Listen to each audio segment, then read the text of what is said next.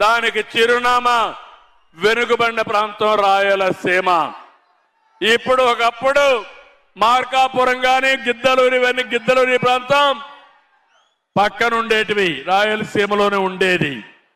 అందుకే ఆలోచించాను, మార్కాపూర్ జిల్లా ఇచ్చాను, వెలుగొండ పూర్తి చేస్తాను, మార్కాపూర్ని ఉద్యానవనంగా తయారు చేసే బాధ్యత నాది. నేను ఇవి చేస్తే మీరేం చేస్తారని అడుగుతున్నా, ఏం చేస్తారని మిమ్మల్ని అడుగుతున్నా. గుద్దుడు చేయాలి. వన్ సైడ్ మీరు నాకు సహకరించాలి. మళ్ళీ హామీ ఇస్తున్నా, భవిష్యత్తులో ఇంటింటికి కొళ్ళాయి ద్వారా నీళ్లు ఇస్తానని చెప్పాను, అవునా కాదా?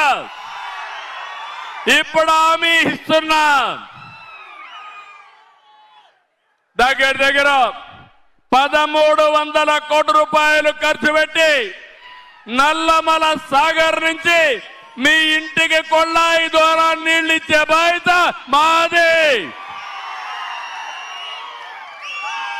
తాగేదానికి నీళ్లు ఇస్తున్నా, మీ పొలాలకు నీళ్లు ఇస్తున్నా,